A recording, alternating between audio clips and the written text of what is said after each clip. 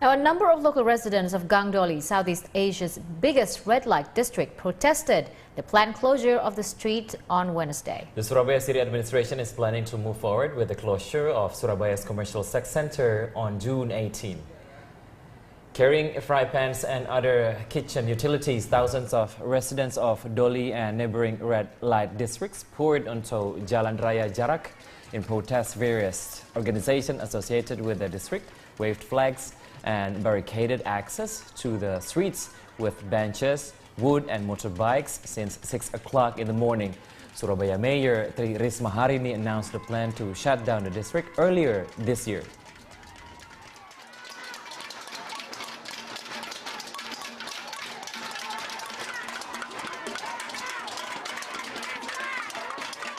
Police used pepper spray to scatter protesters at Hong Kong's government headquarters in an angry rally against plans for a new town development, with 21 arrested, officials said Saturday. Around 900 people gathered at the city's Harbourfront government complex, with some trying to force their way into the building to oppose the project, which they say will displace villagers and turn farmland into housing estates, favouring property developers. Television footage showed protesters pushing over barricades and surging towards an entrance to the Legislative Council as lawmakers met to discuss funding for the development. Police cordons inside and outside the building pushed back the rally late Friday as protesters tried to prise the doors open with bamboo sticks, shouting, "Withdraw the plan." They managed to smash a hole in the glass panel, which police inside then used to pepper spray protesters, while lawmakers were forced to suspend the meeting. Around 200 protesters then chained themselves together for a sit-in outside the building, and anti-riot police were sent in to disperse them and make the arrests. A police spokesman said a minimal level of force was used to handle the protest. He added police had acted to remove the protesters upon a request from the Legislative Council, the city's top lawmaking body. Jasper Zhang, Speaker of the Legislative Council, condemned the protest. "We feel very regretful that some people disrupted the committee meeting of the Legislative Council through such means," he told reporters on Saturday.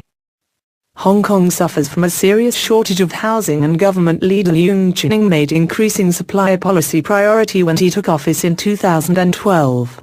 They are unlikely rebel-rousers. Most are in their 70s and now daring to stand up to their government.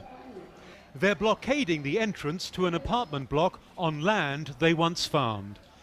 The local government promised them new flats if they moved out. That was 20 years ago, and they are still waiting. If they keep treating us like this, how can the people trust the government? How can the people trust the Communist Party? What happened to this village outside Beijing is being repeated across China, where land requisitions have become the biggest source of unrest. But these are perhaps some of the oldest protesters. They feel angry and let down by their government. The fact they're prepared to speak out to the foreign media is a measure of their desperation. Song Yulin says she's not afraid of being arrested. She's lived alone in temporary accommodation since her husband died 6 years ago. He never got to spend his retirement in a new home, and she worries she won't either. The government kept telling me to wait. They said one day you will move into the new apartment. So I waited and waited. I am almost 80 years old now. Song points to an apartment on the 11th floor that she took over without permission last month. That was after the developer began selling flats to outsiders. Other protesters have also taken matters into their own hands. In response, the electricity and water have been cut.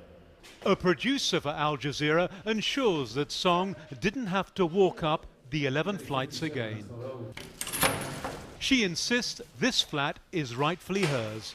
Not even a confrontation with police has deterred her. I told the police that I won't leave unless you kill me. This is my house. If you force me to leave, I will jump from this window. The local government has so far refused to answer questions about when or if the former villages will ever receive the homes promised them. Adrian Brown, Al Jazeera, Beijing.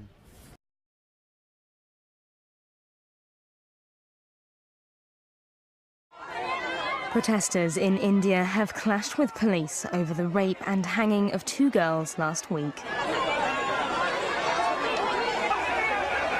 Police used water cannons to disperse demonstrators when they tried to march on the office of the Chief Minister in Uttar Pradesh.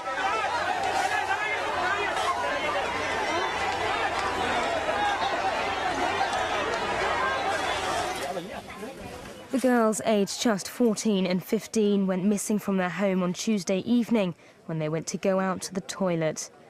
The next morning, villagers found their bodies hanging from a mango tree. A post-mortem found the 2 cousins, who were from a low-caste community, had been raped and died from the hanging. 3 suspects have been arrested, along with 2 police officers. The horrific crime has caused international outcry, and Minister Akhilesh has come under fire for police failure to investigate sex crimes.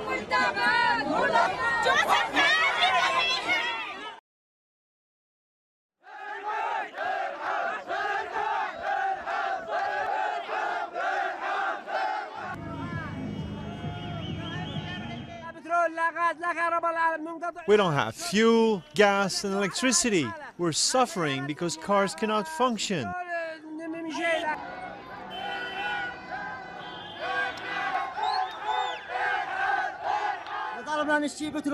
We asked to be able to buy fuel and electricity. We have nothing.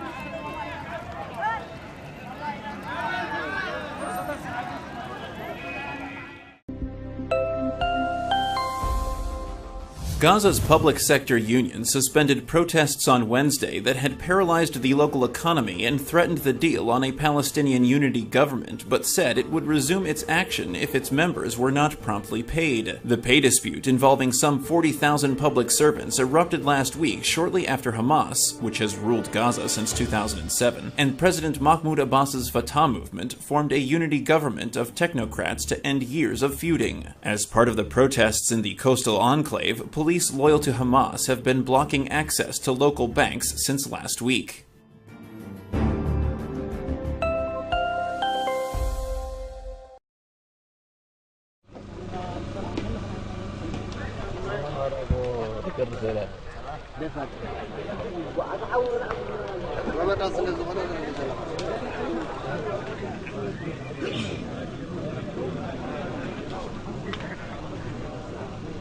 We are going to leave Israel. We don't want to stay in Israel. So this is our aim. The army stopped us yesterday when we tried to reach to the fence and to cross to the other side to go back to Africa. Let them kill us in Africa. It is better than stay in Israel here, and every day you get persecution from the public, from the government official.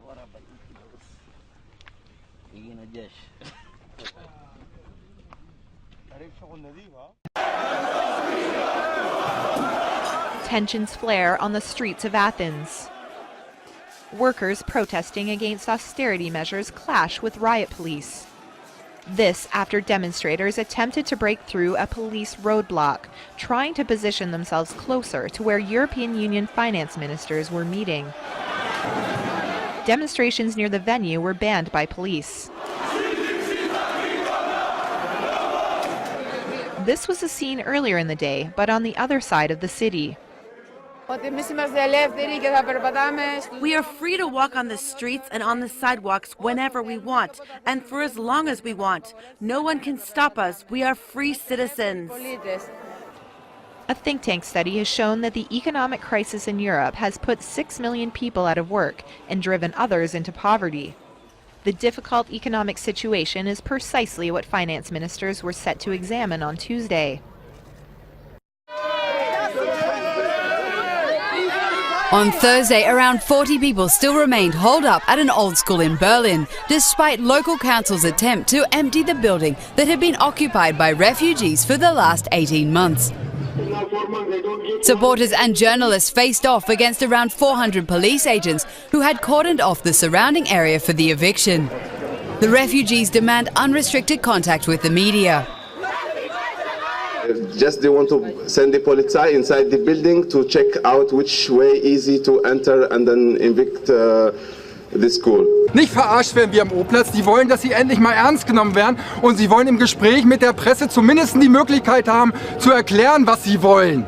Ich fange nochmal damit an, dass wir hier Menschen haben, die damit drohen, sich und anderen Gewalt anzutun. Around 200 refugees occupied this former school in November 2012. On Tuesday, German police began to clear the building, but some 40 squatters decided to resist, afraid of deportation. An eviction by special forces is now impending. Ekelhaft ist das, was hier passiert.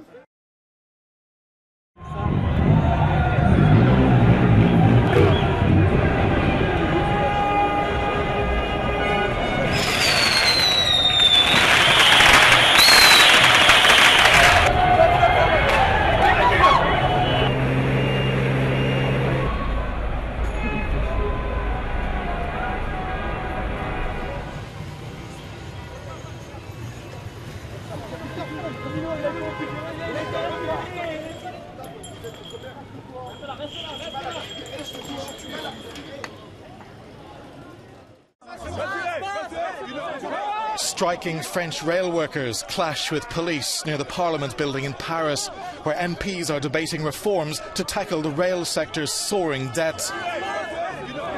They're angry that government plans would fail to fully merge service operator SNCF and the rail network operator into a single entity. Many union workers have returned to work, but two unions still backing the strikes, the CGT and Sudrail, say government plans will lead to job losses without reducing the debt. It's France's longest-running rail strike, and it's into week 2, just as the peak tourist season starts and high school students sit their final exams. Passengers' patience is wearing thin. It's a scandal, he says. One day is okay, but the right to strike must have its limits. I can't stop paying my monthly rail ticket because the bank pays it automatically, she says. Some of my friends are not going to renew theirs after they expire. 60% of trains on major routes were expected to run on average. 1 in 2 trains were expected to run to Italy and Switzerland, and 1 in 3 to Spain. Services to Germany and the UK remain unaffected. Hello, good evening. 9 people have been arrested and 4 others taken to hospital after an illegal rave in East Croydon. More than 1,000 people descended on the old sorting office late last night. Some even threw missiles at the police who struggled to stop the party. James Banks reports. It's been reported locally that the crowd started to gather here outside the old post office in East Croydon at around 9 o'clock last night. To begin with, just a few hundred, but soon their numbers grew and grew. Initially, police on the scene tried to stop the illegal rave from taking place, but as the numbers swelled to over 1,000 and the mood changed, officers were soon targeted by the members of that crowd with missiles, including fire extinguishers and furniture. At this point, the decision was made that it would be safer to allow the illegal rave to take place and for police officers to take a step back. By this morning, however, the old post office was clear, and all that remained was the smashed windows and broken glass on the floor and a rather extensive police cordon, causing travel chaos for many drivers here in Croydon. A man walked into a bank and defecated out of his shorts several times. He was said to be middle-aged and well-taught with a calm but angry look. Customer Gareth McCarthy said, "I was just queuing up. There were about a dozen customers there, and this guy walked in. He looked pretty well-to-do. He was a middle-aged man, in his 40s, wearing shorts and trainers, and he had a bald head. He didn't say anything at all, but you can tell from his face he looked angry." Staff shut the Barclays Inn and over, hence, while the mess was cleaned up. Gareth added, "I wasn't really paying attention until I noticed a foul, but unmistakable smell. I looked at the guy and he was just calmly walking around the bank going to all the areas he could. It's quite clear what he was doing. He just had this calm but angry look on his face, as he walked around leaving special deposits on the floor. And then as calmly as he walked in he left." Staff didn't know what on earth had just happened. The stench was unreal. Violent scuffles in Britain, Sheffield. Police have used kettling tactics to confront a group of disabled and elderly campaigners. At least 2 pensioners are arrested and several others, including a blind woman, suffered cuts and bruises as she was taken to the hospital after being injured when she fell over a wheelchair. Another man collapsed and was also taken to the hospital. The protest is the latest in a series of the so-called freedom rides named after U.S. civil rights actions. The campaigners say they will continue their protests after suffering what they call thuggish behavior by police. They are protesting cuts to free rail travel. The old rail service scheme was axed as part of measures to make up for budget shortfall in the face of the UK's austerity program. And in the nation's commercial capital, motorists and other road users are having a hectic time commuting along the Oshodi-Apapa Expressway following a heavy traffic jam caused by the students of the Lagos State University, LASU, who are protesting the hike in their fees. The Students' Union President Nuruddin Yusuf yesterday told journalists at the Ojo campus of the school that the students have resolved not to resume academic activities until their fees are reduced. But the Lagos State government has indicated its readiness to dialogue with the students and ensure that they reach an agreement on the matter. Our correspondent, who has been monitoring the protest, says security officials are on the ground to control the situation.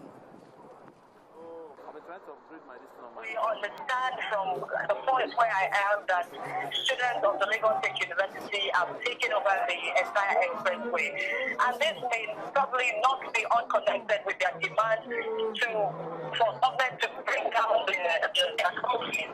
Yesterday, channels reported that the students promised and threatened to breakfast Lagos if the government does not attend to their demands to bring down the school fees. And at this point, a lot of motorists having leads on their cars, as a solidarity sign for the students who have not to get their vehicles destroyed. I'm also fixed in that same situation as it is right now, where I can't even have a full what's happening in front of me.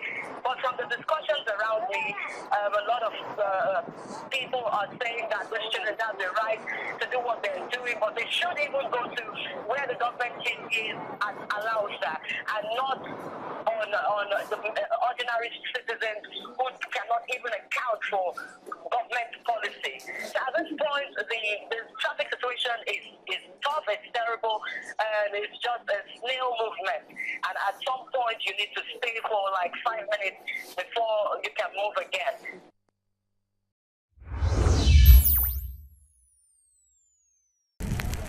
Housing once again in the limelight in Cape Town. Makassar residents burning tyres outside the local town hall and on the streets. Nearby, shops forced to close for the day. From there on, things just escalated. We are all humans here, not animals. But we are only fight for houses here, man. It's not necessary to use this. The city has announced that Luandle residents, at the center of a recent land eviction battle, will be accommodated as part of a new housing project. The waiting list in Makassar is plus minus 15,000 plus. Now, that created a spark in people because there is a lack of housing in Makassar. There is a lot of people who are unemployed. There's a lot of social issues that needs to be addressed. Backyarders here claim they'll be overlooked. We are very unhappy about other people coming to take our place. It's our place and we must get houses first. DeLille says relocating Luandle residents to Makassar is a long-term solution. But what's clear is Makassar residents certainly don't agree. No more. ENCA.com.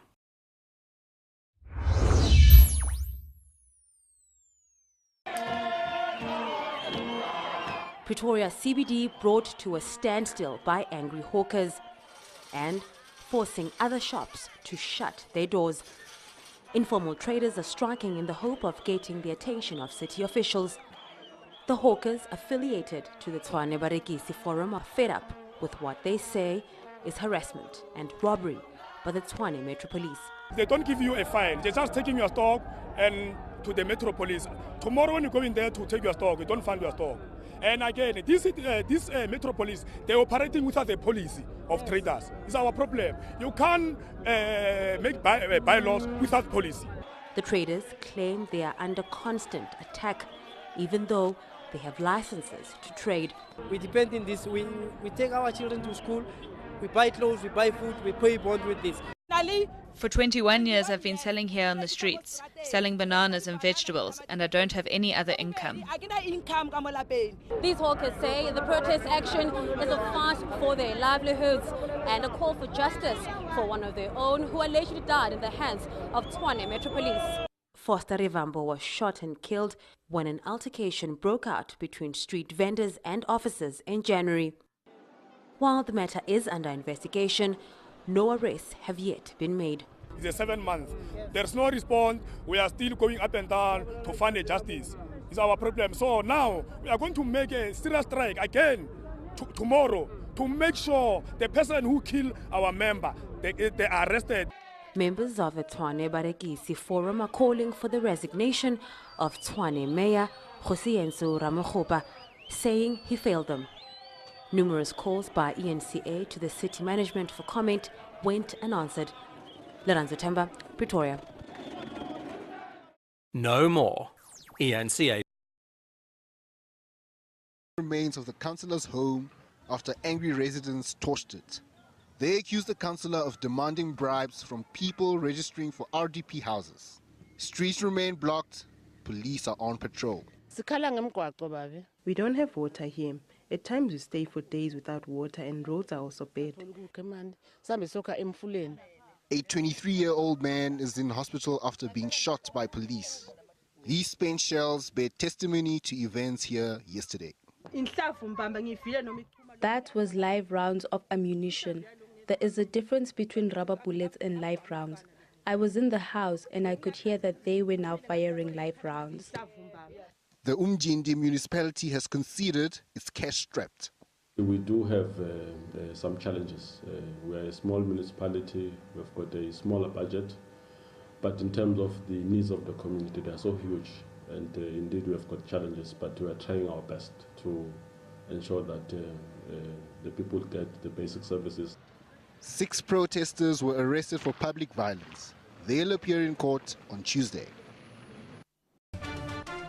Chilean police have clashed with thousands of students protesting against the government's education reform. Police deployed water cannons and fire tear gas to disperse protesters near the presidential palace in Santiago. Since 2011, Chilean students have been engaged in spirited protests, calling for free universal education system. Fresh crab thrown to the streets, a symbol of spoiled crop. These fishermen are saying state copper producer Codelco in Valparaiso has poisoned their source of income. Outside Codelco offices, they're burning a boat and making their voices heard. The shellfish were wiped out because everything is contaminated. A Codelco representative says the company has been working to decrease contamination. From day one, we have been working tirelessly to improve our environmental issues in the area. We have made the largest investment in the past 60 years. We've taken over environmental liability issues that occurred in the last 60 years in this bay. So our job is to work tirelessly to improve the environmental issue in this area. The protesters say they're only able to extract 25% of what they used to harvest because of the contamination.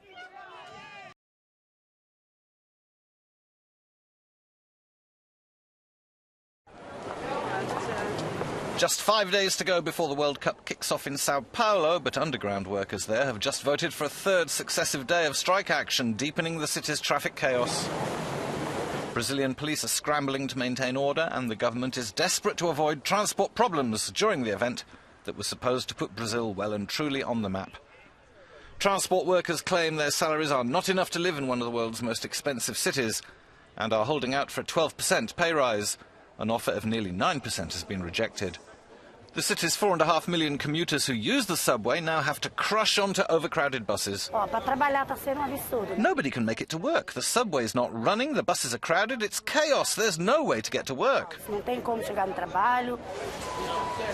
Scenes like these may deter some tourists from making the trip to Brazil for the World Cup. But for the authorities, the greater nightmare is if the strike continues into the tournament when the tourists have arrived. After construction delays and budget overruns, more bad news for Brazil.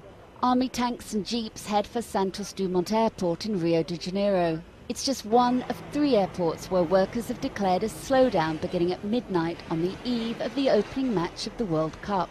Santos Dumont Airport provides a domestic service, including flights to Sao Paulo, where the first World Cup game is being held on Thursday. The airport was almost deserted late on Wednesday. Check-in assistants, baggage handlers, mechanics and engineers are among the workers taking part in the 24-hour strike. For months, they've been seeking salary raises of at least 5.6%. A court's ordered the unions to keep staffing at 80% of normal levels or face a $22,400 fine. The National Agency of Civil Aviation is monitoring events closely and says all airline companies are equipped with a contingency plan during the World Cup. The tournament's first match to be held in Rio will be on Sunday between Argentina and Bosnia. The World Cup party spirit has been in short supply in Brazil. In Sao Paulo, police used tear gas and rubber bullets to break up a protest just hours before the city was due to host the opening World Cup match. Hundreds of protesters trying to block a road linking to the Corinthians Arena, where Brazil are due to play Croatia. Police charged with riot shields and batons and were accused of being heavy-handed with protesters.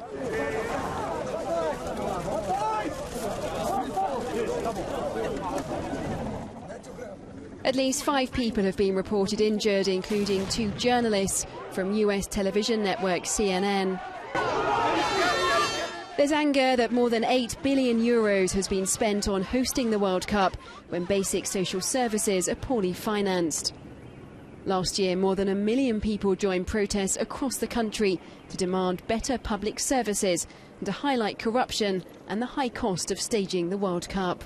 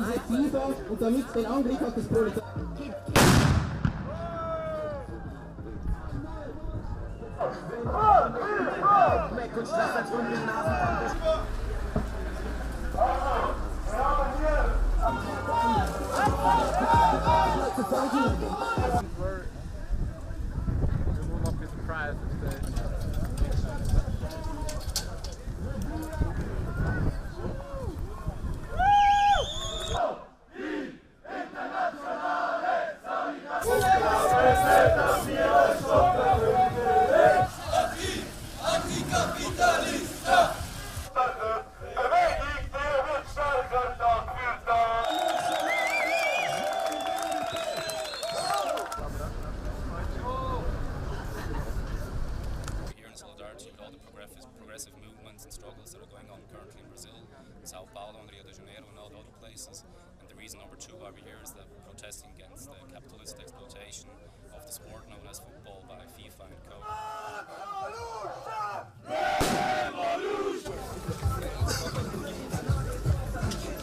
Mächtig werden.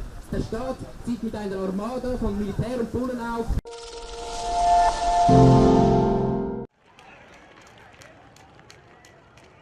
Armed police stopped a group of protesters marching on Fortalez's football stadium on Tuesday, just as the World Cup Group A game between Brazil and Mexico was about to kick off in the city's Estadio Castelao.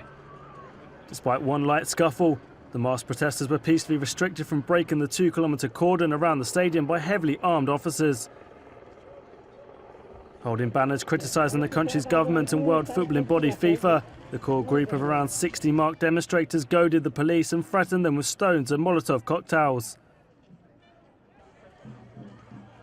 For many of the locals living on the streets in the neighbourhood that leads to the cordoned-off area, it was not the kind of welcome they wanted to give the biggest football game that has ever been played in the city. Why don't they go and make their views known in the ballot boxes during elections? And like that they can have an impact. Not when we have this game of the Brazilian team here in Fortaleza, a game that is really very important to us. They come here and cause this. They should go and fight in the ballot boxes. A menacing atmosphere and the sound of firework explosions made a less than comfortable journey to the site of the decisive game for many of the 1,000 Mexicans who were making their way on foot to the stadium.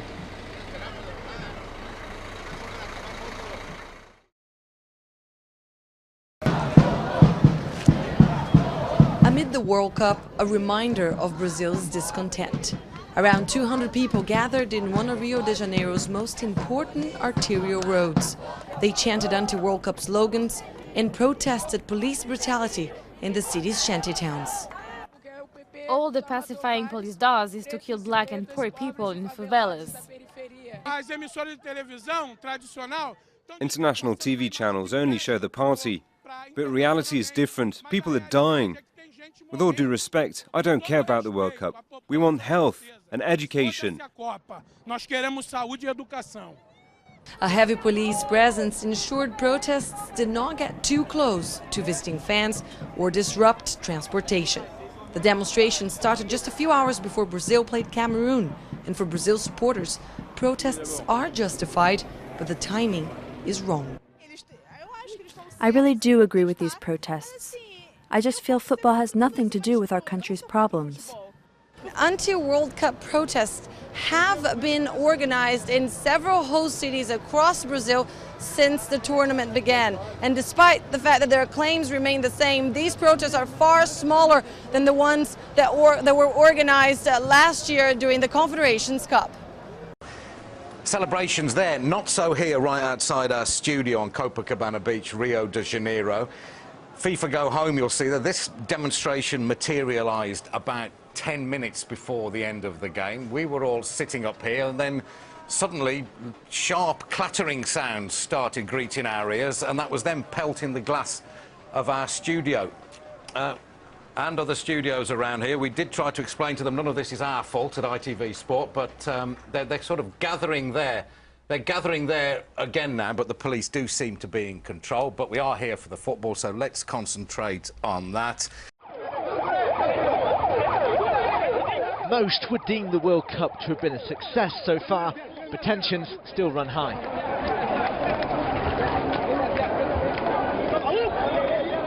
This was Rio on Saturday night. Protesters forced back from the Maracanã, where Colombia were playing Uruguay. Put this in perspective though, many expected the protest would build to a crescendo for this tournament, but there was around 200 demonstrators here, less than we saw at last year's Confederations Cup. They are angry at the amount of money being spent to host the World Cup when services such as health and education are, according to them, chronically underfunded. Many have also voiced concerns about the money FIFA is making from the tournament when hundreds of thousands of people have been forced to leave their homes in favelas. Brazil's success in the competition has no doubt helped to keep protests relatively low-key. It may not look it, but so far at least, it's been better than expected.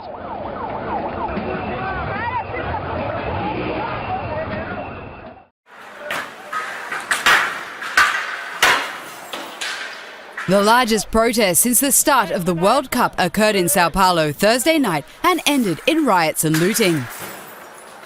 More than 2,000 people joined the demonstration that began peacefully just after the game between England and Uruguay, played at Sao Paulo's Arena Corinthians.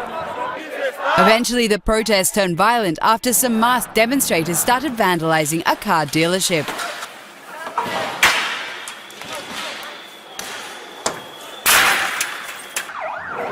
The protest, organised by the group Free Fare, marked the anniversary of last year's public transportation protest and was aimed at a hike in the transit fares. Police responded with tear gas and rubber bullets.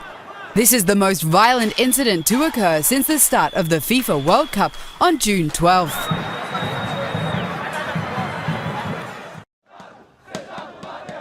Anti-World Cup protesters smashed windows and graffitied local buses in the Brazilian city of Curitiba on Monday.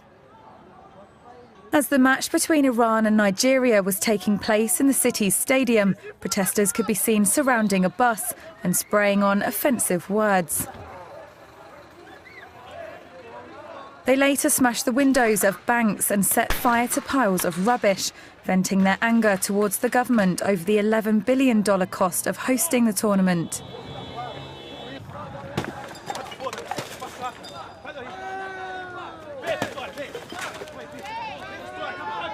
Police are said to have made a number of arrests, but there were no reports of serious injuries. Violent protests have occurred so far throughout Brazil since the competition began, but have been on a smaller scale than those during last year's Confederations Cup. Protesters are opposed to what they say is the high cost of staging the World Cup, while public services such as hospitals and schools are often poor and remain severely underfunded.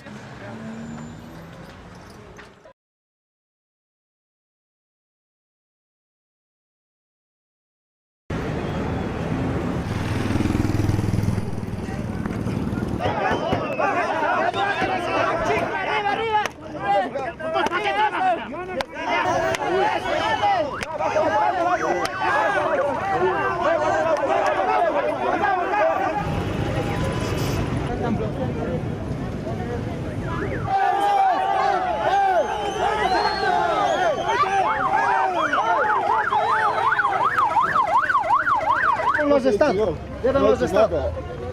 No se educa, sí se va a educar.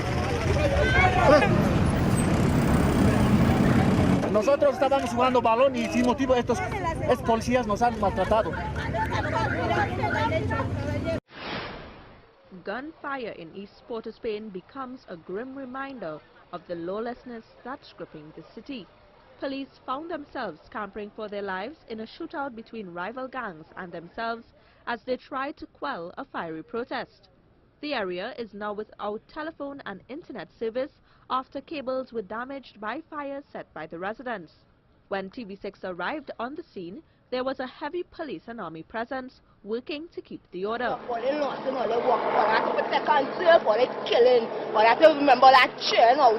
Angry and frustrated over the recent spike in police killings, the residents blocked all the main streets in the area with debris and set them afire. Justice has to be served, because this is the second time for the year somebody gets shot up by here and nothing come out. We don't protest here. You see, once we out there this morning out here, that means we angry and we vexed.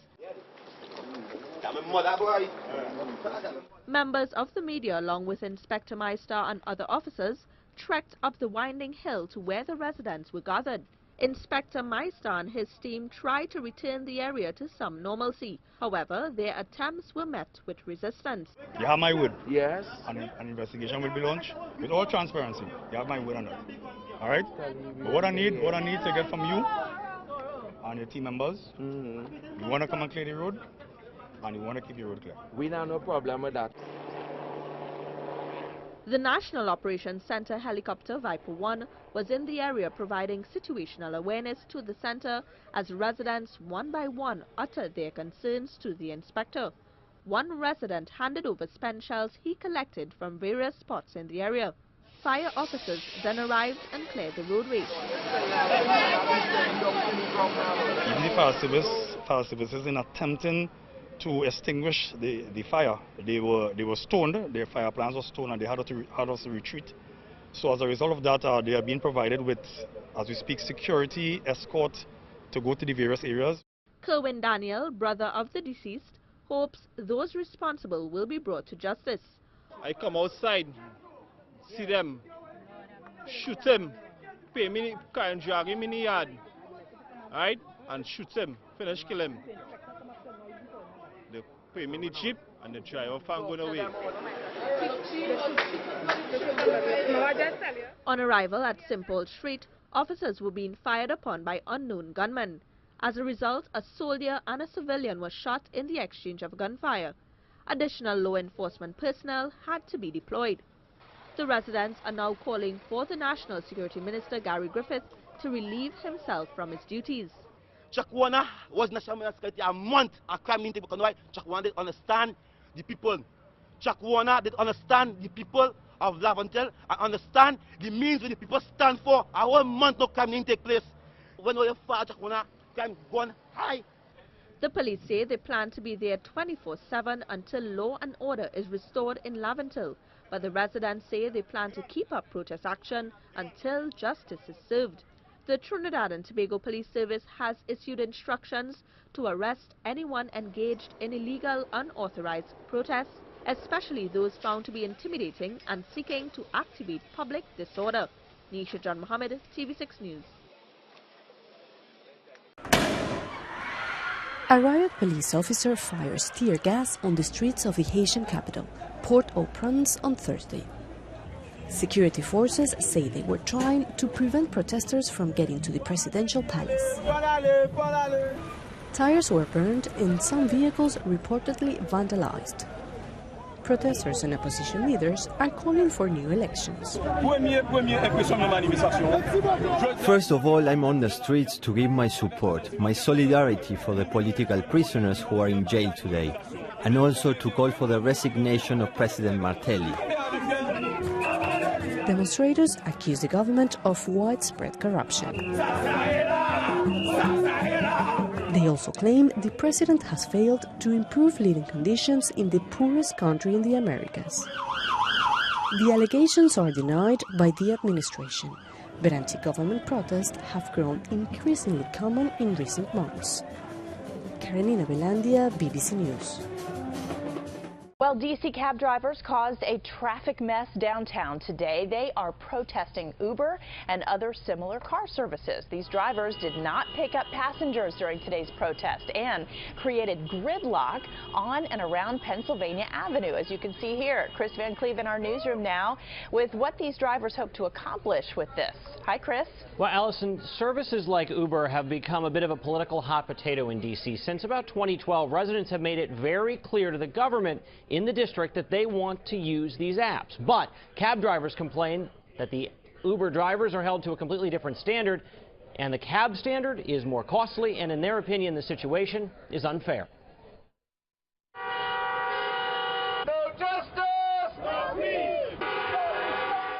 A cacophony of commotion around Freedom Plaza in Northwest D.C. Hundreds of taxi cabs jamming the streets in front of the Wilson building, protesting pending legislation they say gives an unfair advantage to app-based car services like UberX and Lyft. Jesse Black has driven a cab in D.C. for 40 years. He cheered on the demonstrators. They're competing against us for monies, and they're unregulated, and that's totally unfair. Police shut down stretches of Pennsylvania Avenue as the rolling protest created traffic chaos. The cabbies' union used the boisterous demonstration to deliver letters to the mayor and members of the city council demanding D.C. shut down UberX and other services where private citizens driving their personal vehicles act as a car for hire dispatched by a mobile app. In a statement, the D.C. Taxi Commission says it is currently working on updated regulations that will ensure a fair, balanced, competitive, and safe system for passengers and drivers. Earlier this month, Virginia issued a cease and desist order to both Uber and Lyft, saying the company's drivers do not meet existing regulations. But both companies continue to operate. Salah Zakaria recently became an UberX driver when he lost his job. I'm trying to work and make living for my family and for myself. He believes there's enough business out there for everyone, even on a day when cabs were literally filling the street. In a statement, Uber told us it's ironic that taxi companies have congregated on Freedom Plaza when they refuse to accept the freedom of choice, flexibility, and economic opportunity that the Uber platform provides thousands of partners and riders across the city. Councilmember Mary Che chairs the Transportation Committee. She told me today that in addition to the proposed law, the city already has regulations in place for companies like Uber, adding cab drivers just don't seem to like them. Live in the newsroom tonight, Chris Van Cleve, ABC 7 News.